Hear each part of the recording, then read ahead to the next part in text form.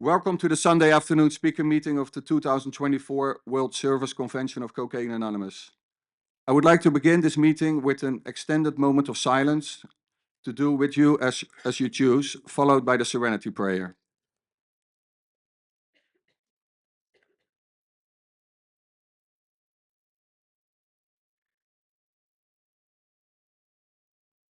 God, grant me the serenity to accept the things I cannot change, the courage to change the things I can, and the wisdom to know the difference. Amen. At this time, as to not disturb the speaker, we will observe the seventh tradition, which states that we are fully self-supporting through our own contributions. Any donation which you place into the basket will go into the general account of the convention, with any proceeds being forwarded to the CA area and to the CA World Services to help us carry the message to the addicts who still suffer. Newcomers need not feel obligated to contribute. Donations can be made either by the QR displayed here or the QR code displayed in the JAB app. Cocaine Anonymous is a fellowship of men and women who share their experience, strength, and hope with each other that they may solve their common problem and help others recover from their addiction. The only requirement for membership is a desire to stop using cocaine and all other mind-altering substances. There are no dues or fees for membership. We are fully self-supporting through our own contributions. We are not allied with any sect, denomination, politics, organization, or institution. We do not wish to engage in any controversy, and we will neither endorse nor oppose any causes. Our primary purpose is to stay free of cocaine and all other mind-altering substances and to help others achieve the same freedom. We use the 12 steps of recovery because it has already been proven that the 12 steps recovery program works. It is a custom in Cocaine Anonymous to read who is a CA member. Tonight, I have asked Ian from Dordrecht to read this for us.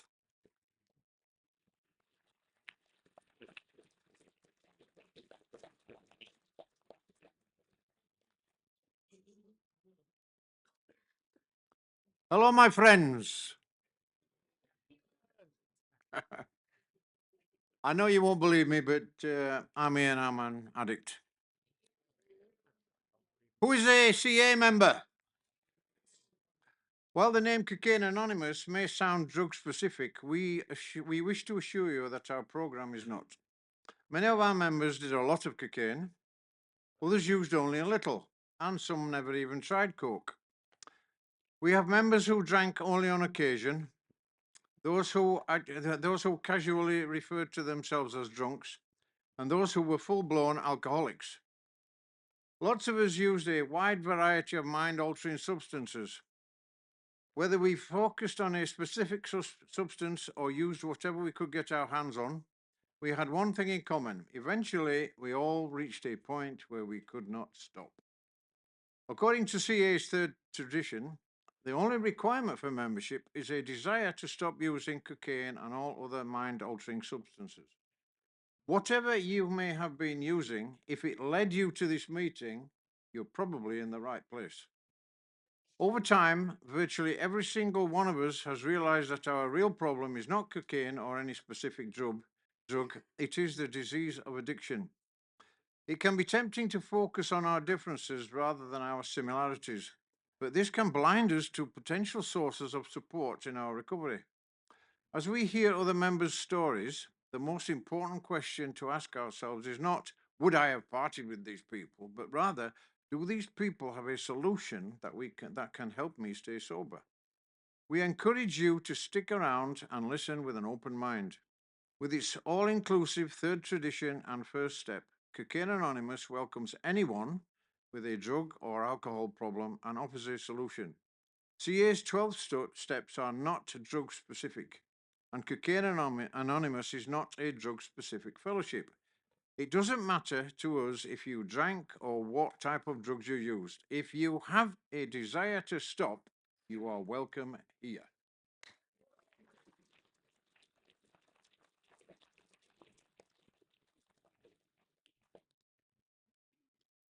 Thank you, Ian.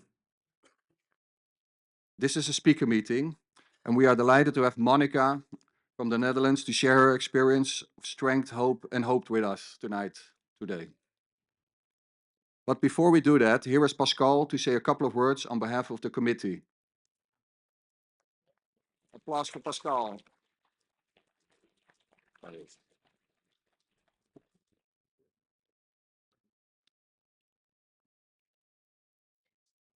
Good afternoon, everybody. My name is Pascal and I'm an addict. So I'm not going to make it that long because we have an amazing speaker waiting for us. But this is sacred ground for me.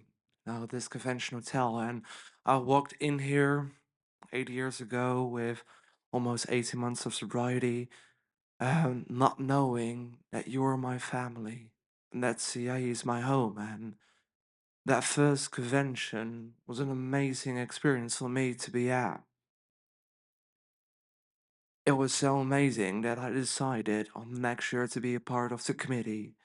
And I loved being on conventions, but I love it even more to be a part of the process behind it and to ensure that everything, can be arranged for stuff like this. And it has been such a tremendous experience to be of service towards this committee to make this stuff happen. And I truly hope that if there are people within this room that see themselves as a newcomer, that see themselves with the same doubts that I had when I walked into this hotel for the first time, that they have found out this weekend what had set me on fire years and years ago, that the big book of AA is the solution to all of my problems, that CA is my home, and that you are my family. Thanks.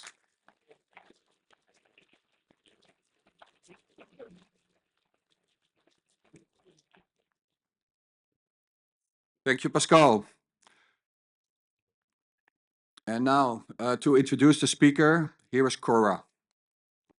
Applause for Cora.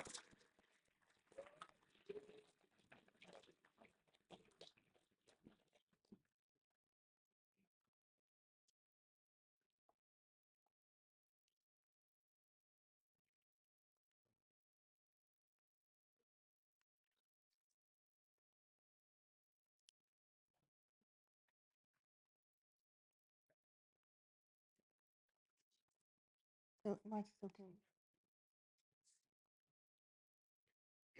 Thank you. Hello, hello, hello. Test, test, test. Yeah. Thanks. My name is Cora. Thanks, Maite. My name is Cora. I'm an addict. I live in Delft and here in Holland.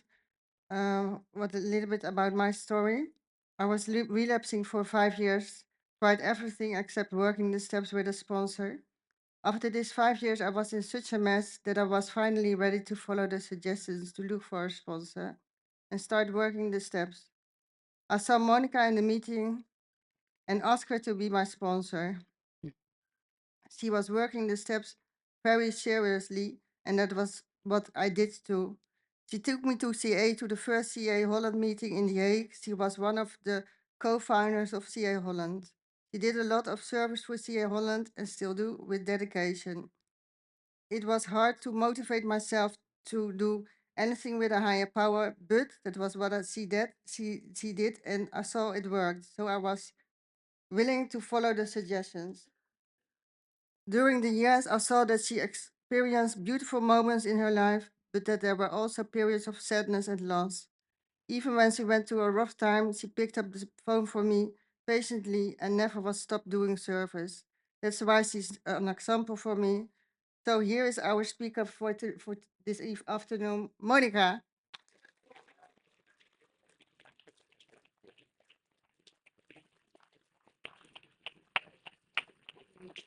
Thank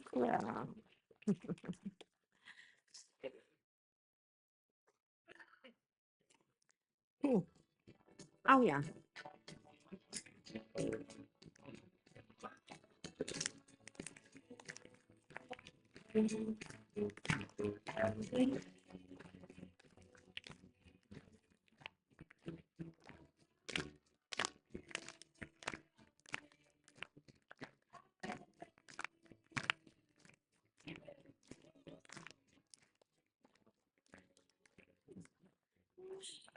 Hi, everyone. My name is Monica. I'm an addict and very grateful to be in recovery. And even more grateful that you're here today to share recovery with me. Who's here for their first convention? Wow.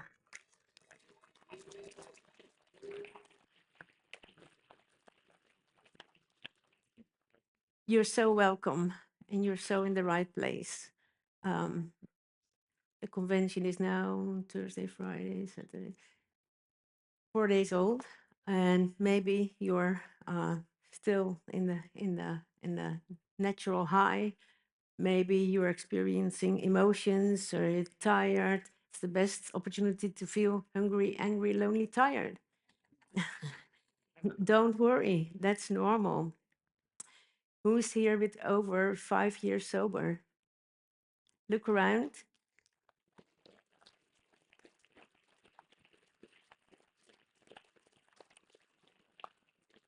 Take a good look. And if you feel emotional or tired or fed up or you want to run away or cry, grab one of them and they will be there to help. We're all here to help. Um, I want to thank first the convention committee for asking me and for putting up this amazing event. Can all of you who have worked to prepare this convention and been part of a committee or lend a hand to the committee, raise your hand? Let's give them a very warm applause.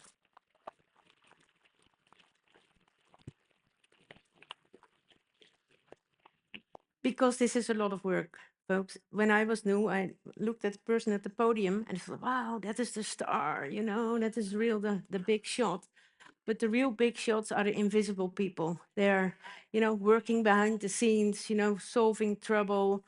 4 years of preparation, it's not a small thing.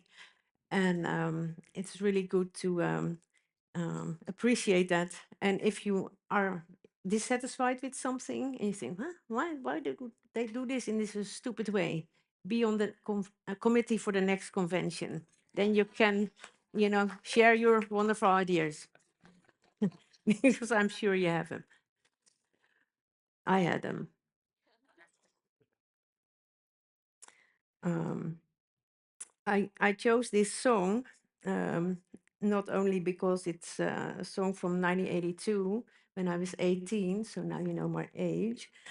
And, and that was the year CA was founded. But that song really caught my attention and I loved it. I need you to need me. I want you to want me. I love you to love me. So that sounds good. Um, that is how my life is going to be. That is what, this is how I'm going to shape my future. The name of the band is called Cheap Trick.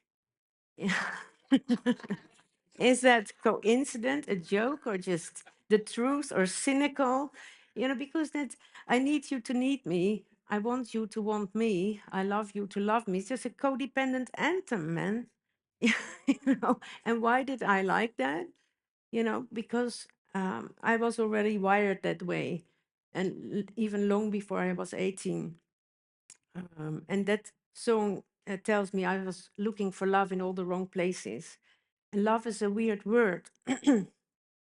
um, when I say love and you say love, we can mean entirely different things. When you say that's a balloon and I say that's a balloon, we both are completely on the same page.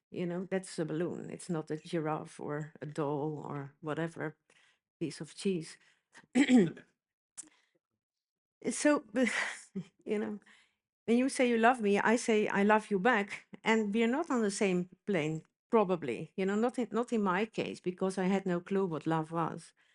And so all my life, I was looking for love in all the wrong places. I ended up with a therapist. And I think, in my second conversation, we were talking about my upbringing. He said, yeah, you had incapable parents, and I felt ashamed. I felt angry. And I thought, I've only told you 2 or 3 things, man.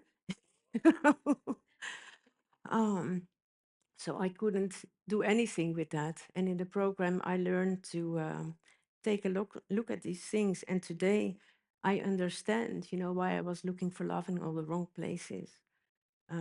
Because my parents didn't have many qualities that are required for good parenting. Bless them. They were both born in the war, just before and in the war, and raised in poverty, in big families, low income, lots of responsibilities. What can you say?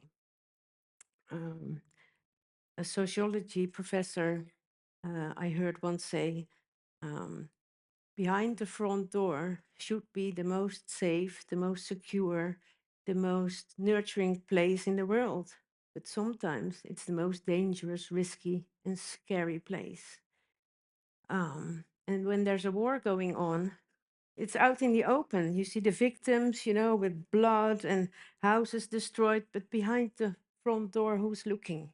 So it's not only scary, dangerous, and risky, but it is hidden away and no one is interfering in a lot of cases. And it was the case in my home. When I was born, the marriage of my parents was to pieces. And usually, when a baby cries, the mother picks the baby up and holds her and comforts her. I was not a crying baby. My mother cried. She picked me up as a source of comfort. And I provided that. That is how babies sometimes do.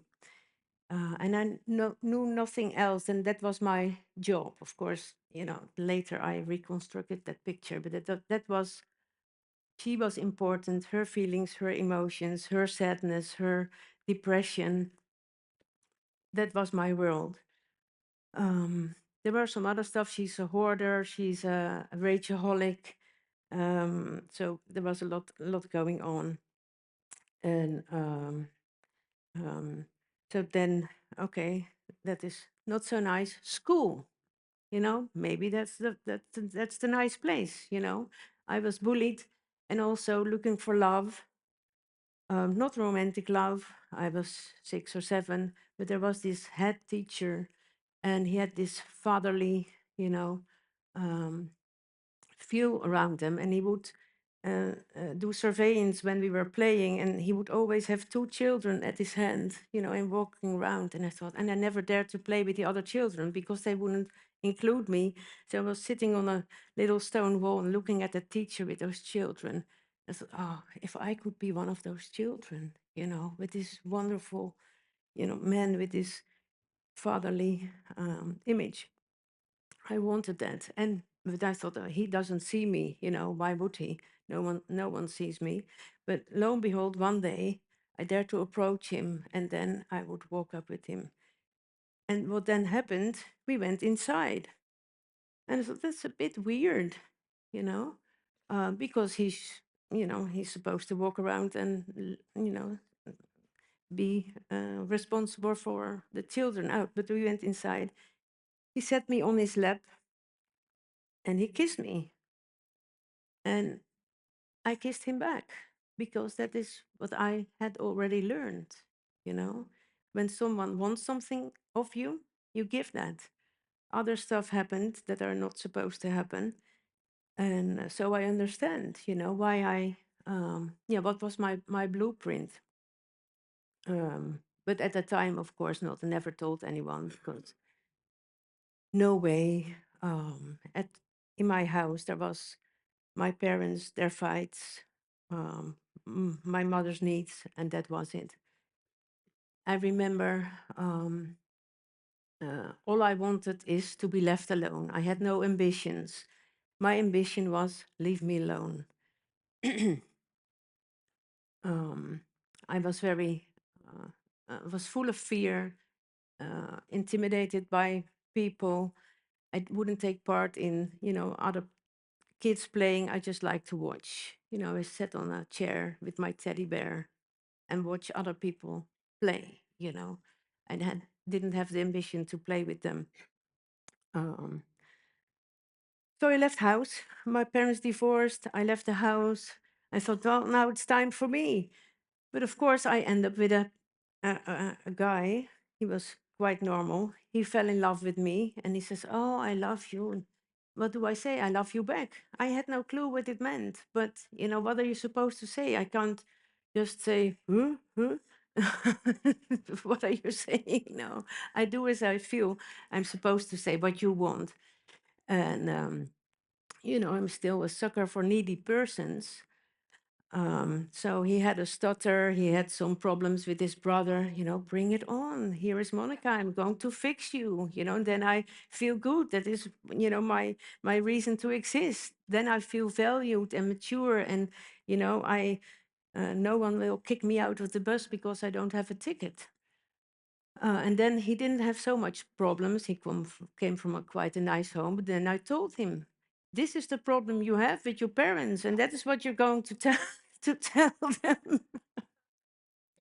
And he did. Yeah, very happy to later make amends for that, of course.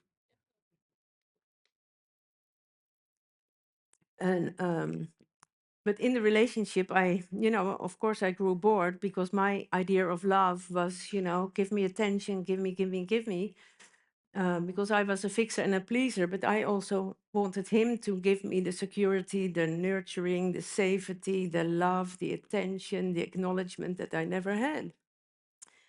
And 24/7, and be my therapist because I didn't need therapy. So we would have arguments that I started, and I could overpower him verbally because I don't choose someone who's intimidating. I choose someone that I can think, okay, I can win this. Very, very nasty. So in the middle of the night, I was obsessing and, piling up all the bad behavior of him. And then I woke him up at 3:30. We have to talk. And now I learn that even if it's like 11 o'clock in the morning and you say to your boyfriend, we have to talk, it's just like a nightmare. But 3 o'clock at night, we talked, we talked. Terrible. Finally didn't last. Fast forward, relationship after relationship. And this first one was quite an okay guy. And the next were, of a, how do you say, lower companions. Lower and lower and lower. One was a gambling addict, one was an alcoholic, and I had no clue what that was. And I'm an alcoholic and I don't drink anymore. I said, well, good for you, I should have run, Not in my mind. I didn't even ask what it was. Why did you drink? No, all that mattered was the attention he gave me. So, high school, no drinking or drugs. University, no drinking or drugs because it was just not in my environment. And I had my own fix, This was my way to not live my life. I lived yours, and you had to support me in my life. And there's another song. uh, I'll say it in Dutch. I can't sing it. I don't know the melody, but it goes like: Spring maar achterop mijn fiets, ik neem je mee. And it says, just jump on the back of my bike and I take you with me. That is what I wanted, someone else to take over my life. And then I would tell you where we would go and tell you when you didn't do it right, of course. Boyfriends were from a lower and lower grade. And of course, there was one smoking pot. Then I was in my 30s, and I thought, you have to be flexible and open-minded and try everything. So I tried, and it was okay. I felt relieved, I felt carefree, but it wasn't really the answer. And I never, I could stop when I wanted and start when I wanted. So there was no issue of losing control or powerlessness. But my life, as you hear, was of course already unmanageable, from the very early start. Then another boyfriend, cocaine. That was a bit better. Snorting, and I felt like, wow, I don't want to die anymore because I always wanted to not wake up in the morning. I was too scared to commit suicide because I thought, if I do that and it doesn't, and I fail, then I have all these people, jumping in my hair. What is wrong with you? Why didn't you talk? We're all here to help. I can't have that. That's the nightmare. So then what? Yeah, another boyfriend. And the next boyfriend with cocaine, he was, there was no Tinder or whatever, but he had a more sleazier, looking at Cora here, the more sleazier mobile number services where you could hook up with guys for sex. And yeah, so, and I was really hooked to those telephone stuff. So I was, when I got home from work to 3 o'clock in the morning, I was on that phone. And who is that? Who is still alive? Yeah, duh, people who are waking up with a chemical. So I hooked up with that guy, and he said, "I have to be honest with you. I'm a cocaine dealer." I thought, oh, what a nice person, so honest. I can't be judgmental. You have to be open-minded. You can't judge people for something like that. Next time we were snorting, and he was a dealer.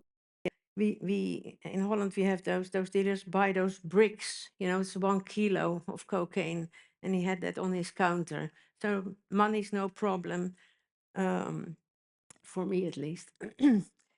And when I was snorting, he started to smoke something from a pipe.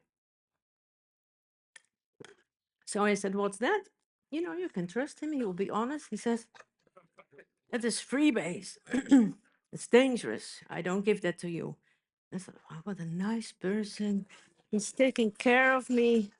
I feel so safe, and I get this free dope, and we have this great sex. Cool. Of course, I don't know, sometime later, he offered me a hit of that pipe. And yeah, in the program, we sometimes say a moment of clarity. I don't know where that came from, because I'm open-minded. You have to try everything. I finished high school. I'm intelligent. I'm working. Not, you know, no sign of trouble anywhere. But I knew if I do that, I'm done with. And I still did it. It didn't even doubt. No, give me that pipe. I was completely in, I don't know, the seventh universe. I was hallucinating. I understood the entirety of creation. Only one hit, and the first one.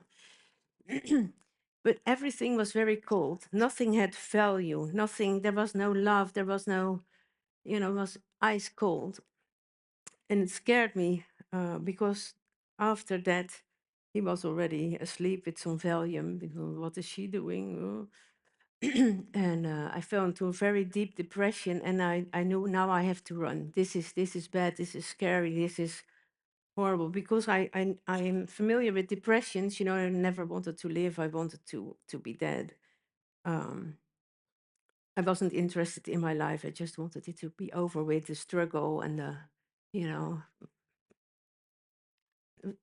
there was no good in my life that I saw, and I felt totally incapable of bringing a change about.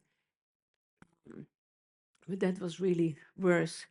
So I broke up with him, and of course find another man. And he never drank black tea. He never drank coffee. He didn't smoke. So I thought, well, now this is good. Back to health.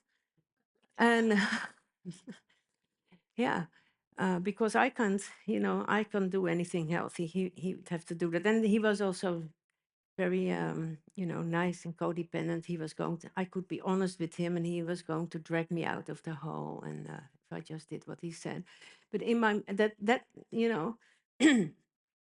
sometimes you think, oh, if I only had that man who would care for me, and I could talk about my feelings, and who really, was interested. You know what? For 2 weeks, it's so boring. God. So my head started to go to the dealer with the crack pipe, and and I knew I didn't want that ever again, ever, ever, ever again. and my mind kept going there. And I knew, I don't want this. I made a resolution. This is bad. This is dangerous. This was awful. And my mind kept going there, and the thoughts were stronger. First, it was like a grainy black and white picture, then a nice color print, then it was a movie, then it was music, and then it was 4D. But I couldn't break up with that codependent boyfriend because all the time I said, I don't want this anymore. He said, I'm not interested in what you don't want. I just want to know what you do want. So I went to a drug help facility because I was just worried, but only about those thoughts, one hit. And it was driving me mad. And I wanted that, and I didn't want it, but I wanted it. So I go to these people and explained what was happened. And they said, yeah, don't do that pipe anymore. That is dangerous. So, oh, good. So I was right. It is dangerous. Good. And now they're going to tell me how to not do it. So I said, okay, what do I do when I, have that urge, that necessity, that, overpowering drive, that is where I want to go. Just take a hot shower. Okay, thanks, but no thanks.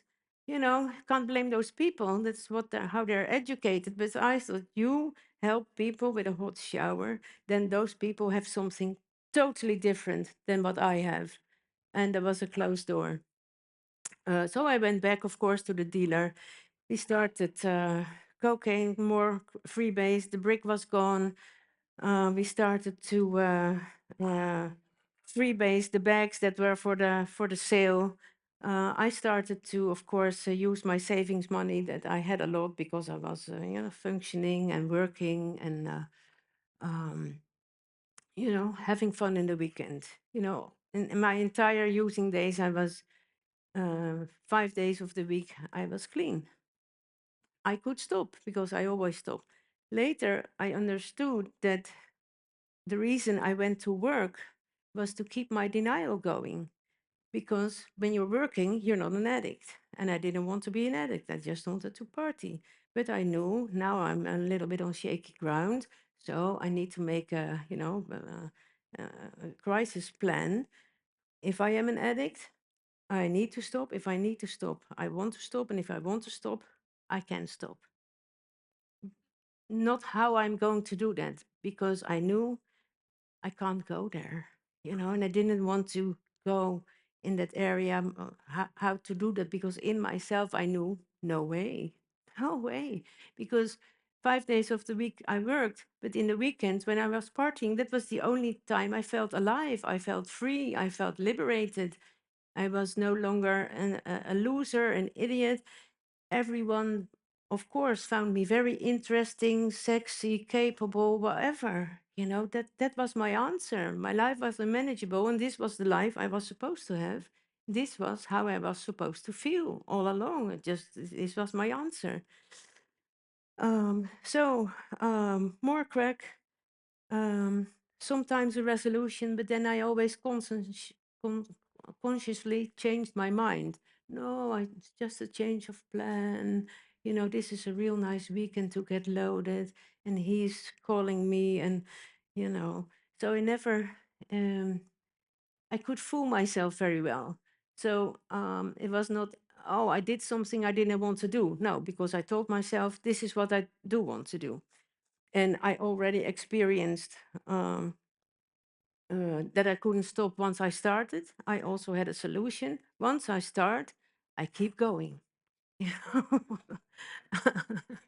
I allowed myself that before because I knew that is what I wanted. I don't want to use and then stop. That's horrible. That's awful. That is, the worst internal war you can imagine. It's about partying, right? So when you go for gold. Fine. Of course, after being up for 3 days and, 10, 20, 30 grams later, um, that was not what I wanted. And now I knew it for sure, and I was going to learn a lesson. And of course, that didn't work. And, the lines got fatter, the grams went faster. It was not only that, it was also, it got a little bit dirty. He had a big dog, but, we were going to walk the dog tomorrow, next day. just feed him. And there was a little, we have those houses in Holland. So there's the front door, there's a little step, and then there's a stairwell. And that step is like this big. So the dog was doing what he's supposed to do when you're walking him on that little step. And it was a big dog, so what the dog is doing is also big. And we just went to get some new supplies, and we just jumped over the whole dog shit onto the stairs. And you can't tell me, even when I was fooling myself, that is a party, but that was, an exception, blah, blah, blah. But I was starting to get a little worried. And at one day, I was cruising on the internet. It was not like this now. You had to go with a modem and bleep, bleep, bleep, bleep, bleep, bleep, bleep, bleep, all these little weird electronical sounds. And my colleagues were on the internet and was sort of modern, and I wanted to, keep in touch with them. So I thought, okay, I'm going to look at something in the internet also, and then, I can have a conversation on Monday. And of course, I wasn't interested in anything. But I was looking on a health site because I'm interested in health, of course, well-being and, healthy food, what have you.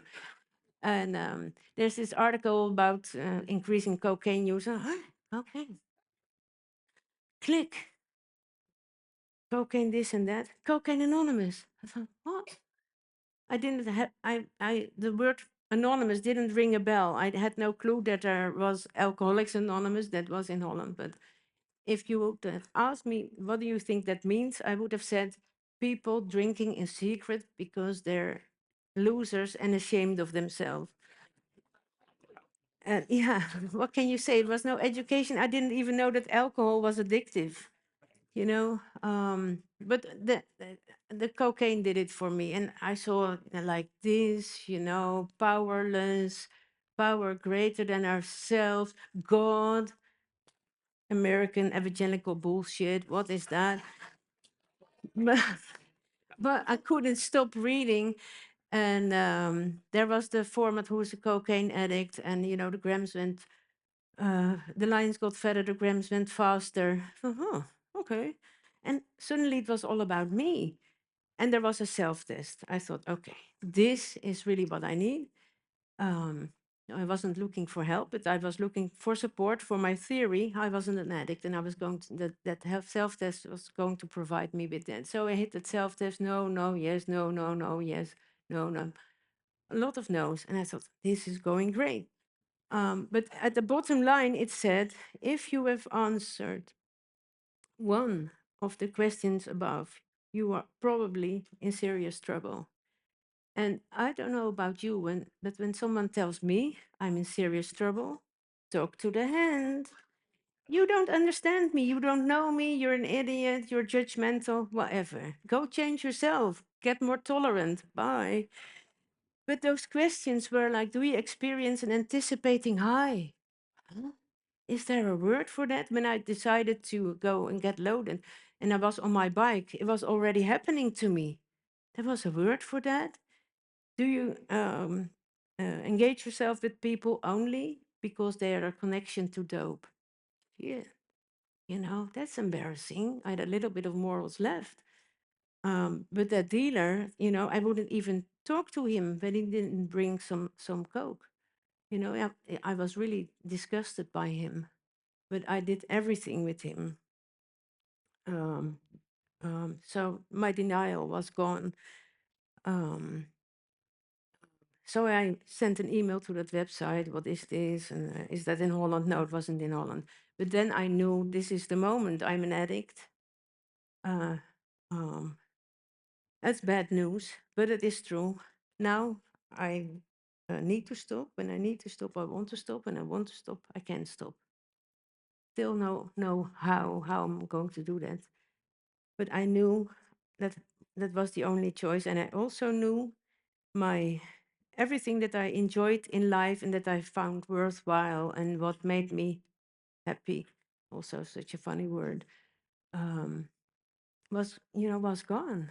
And I was stuck with all the shit, all the unmanageability, all the fears, all the hatred, all the resentments. because then I read that fourth step, ninth step, make amends. I thought, who's going to make amends with me? Huh? Hello. Um, that was all there, and I had to face it. That was the only choice. There was no place to hide. I tried a lot of therapies, prayer, healing sessions, what have you, meditation, rebirthing, hand reading, astrology, crystals.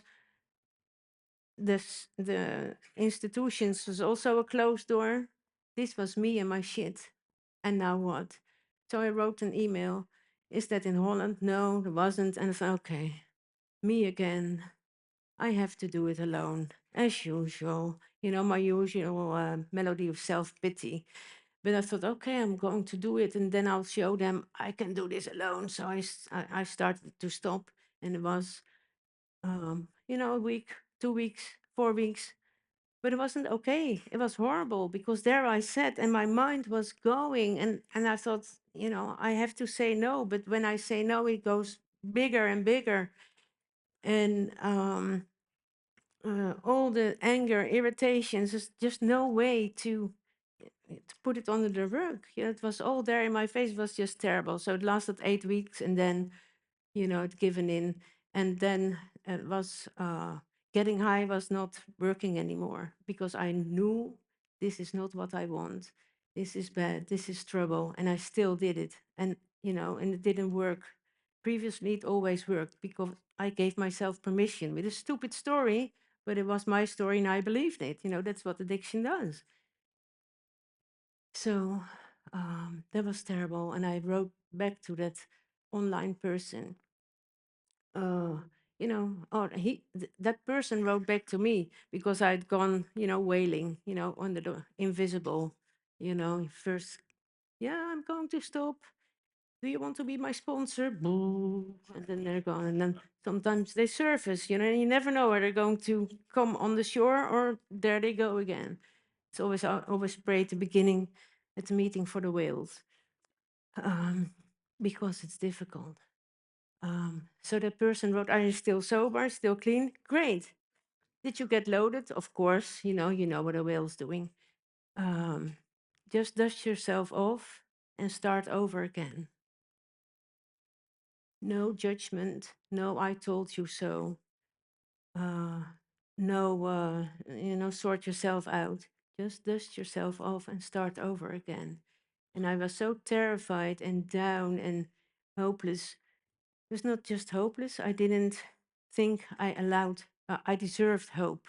And in that simple sentence of that person was someone who had hope for me and thought I still deserved a chance and that there was a chance. I don't know. So I wrote the whole thing, poured out all my emotions. I was crying. But I felt I was welcome. That is a feeling that I didn't experience so much because, when you're excluded, my solution is to exclude myself. I don't want to be open. You know, if you don't like me, I hate you. I want to be first. And this touched my heart. And then I received an email back. Are you willing to take serious steps? And then what? And I said yes. And I know this is going to be, my last chance. And it's going to be.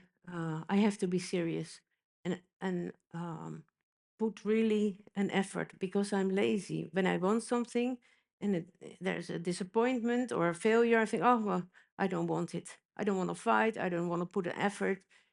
And I knew that was coming. And I knew for the first one and only time of my life, I had to not listen to that and just continue. And I thought these commitments going to be so difficult.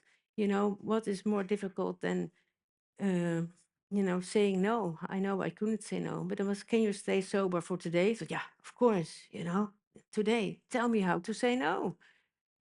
Are you willing to get in touch with me the first 90 days? And are you willing to be completely honest?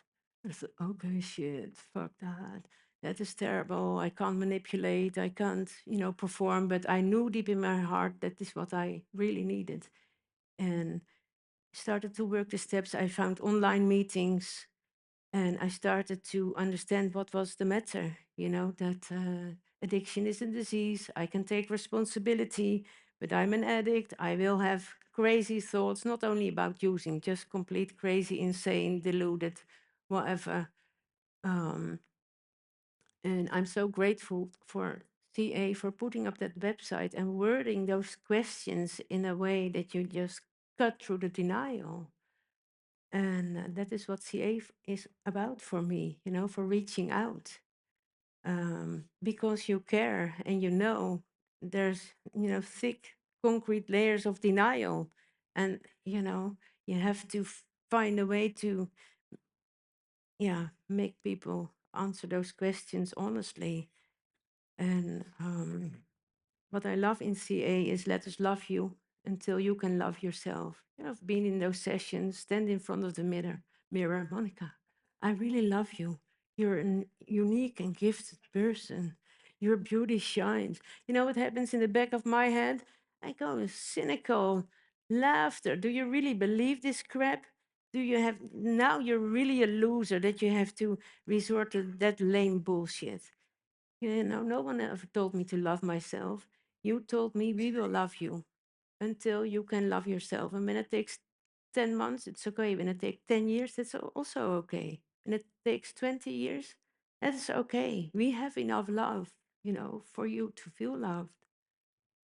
And it means that I'm welcome and there is love already available for me. I don't have to change my DNA to become a person with self love. What is that? And then I go, I don't love myself. I failed, that is what happens when you tell me that. And that is really what I've gotten here. And layer by layer, I started to look at what made my life really unmanageable. But it wasn't the drugs that made my life unmanageable, it was my solution. But if I don't get to causes and conditions to why I had those fears, holding on to resentments, it's not possible to, stay clean for me because I don't want to feel that way. I can't bear that any longer. I need a solution. And I knew when the higher power, and it was explained to me a little bit, was a spiritual solution. And I knew that is what I need. That is what I've been looking for instead of looking for love in all the wrong places. I need a spiritual solution. That is what people can't give that to me. I can't give that to other people. It has to come from a higher power, power greater than myself, power that is more loving, understanding, supporting, comforting, nurturing, welcoming, understanding, tolerant, forgiving. And that is what I found.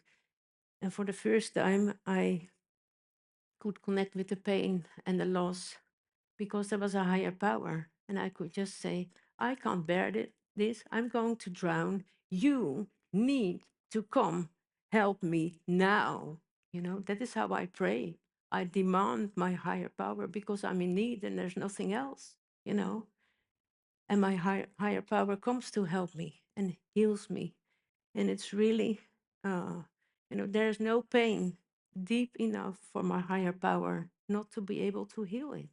There is my higher power is bigger than my pain, bigger than my loneliness, and I'm no longer alone. And it didn't happen overnight, but when I really pray from the depths of my despair and my loneliness, um, that's a different flavor of prayer. And then I really have experienced the warmth and that I'm welcome with my higher power. I've been able to express my anger towards my higher power. Completely okay. The answer I got was, of course you're angry, and I'm so happy. You come with your anger to me and stop, struggling with that. Um, my father died in my recovery. it, he was he isolated himself from us when they got divorced, and we found out he was dying. I had, worked my step, forgiven him, acceptance, understanding, and there's a big correlation between understanding and forgiveness. Doesn't mean I discount the things that happened to me, but it means I understand where he came from, and that softens my heart. And it's a wonderful feeling. We don't forgive for the other person, It's so much better feeling than feeling the hate and the anger and the bitterness.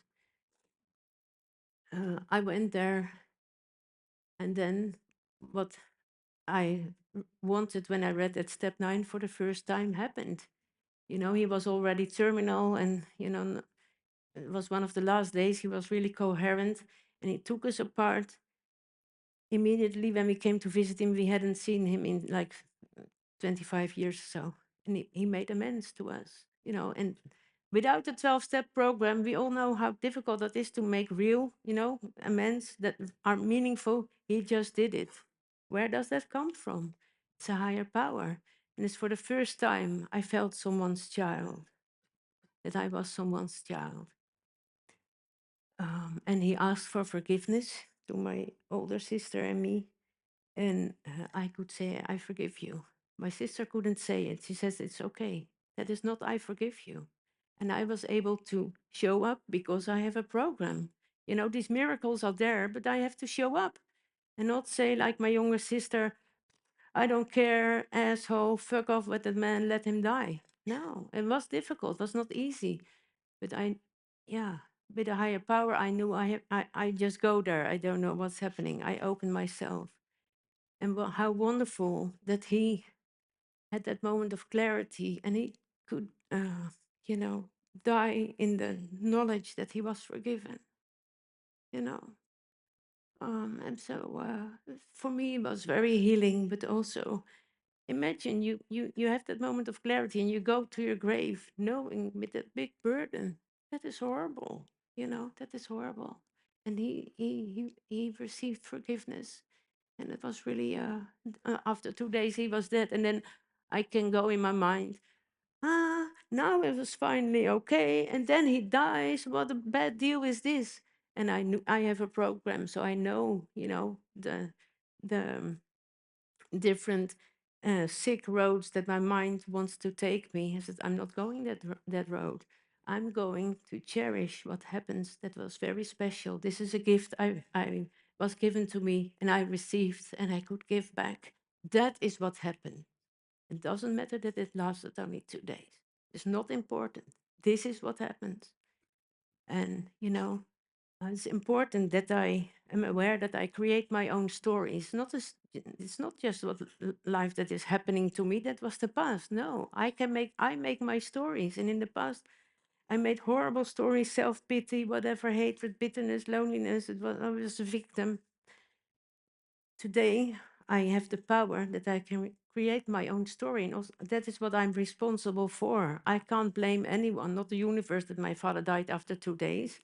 I have made a beautiful story, and that is what's still in my heart. And that later I realized that helps a lot, helps me a lot with grieving, because a very close friend died. You all knew him, Edward. We had been partners and still are very close. And then, you know, someone dies. What do? You know, sort of world shattering. And how do you grieve? No recipes for that. And I want a recipe because I feel I have to do grieving work and be, you know, in that process and come out healed or whatever. And the most helpful thing someone said was, grieving is personal. Everyone does it differently. There's no recipes. And I received the thought, you know, I'm an addict. I always want more. And that is a big part of the grieving. Why didn't I get more? But I can look at what I did get, you know, and that is my story, not what I'm missing. What good is that? Is, you know, taking poison. I don't have to do that. Um, so that is a huge gift, and that is God's intervention. You know, that is God doing for me, but I can't do for myself. And I didn't even know that I needed that, and I didn't want that kind of stuff. But here, there's a higher power. Why do I need a higher power? I don't know what I need. Why do I need to turn my will and my life over? Because I have my eye on the wrong things. And I'm going after finding love in the wrong places. Now, my higher power has a better plan, has a better gift. And whatever I feel receive from my higher power, is durable. It stays. When someone gives me a compliment, it is nice, but it is gone in a minute. And what my higher power gives me, it stays in my heart, and we say we can only give what we keep by giving, keep what we have by giving it away. I once read, um, the things we receive are meant to be given away. Not because I want to keep what I have. No, I give them in order to give them away. And that is the most beautiful feeling, and it's very healing also to give that away. That is more healing than any grief work I can do. So I'm enormously grateful with the life I have today. Some people say, I'm so happy I have my life back. Great, everyone's story is different, but I don't want my old life back. I was sober for a long, long time before I started doing drugs, and was just unbearable. I don't understand how I was able to live that life for so long without chemical support. And when I keep doing this, I never, my old life, I never have to end up there again, and that is really wonderful. And thanks to all you in the steps and a higher power and sponsor the whole package. So if you want some of this, keep coming back. Thanks.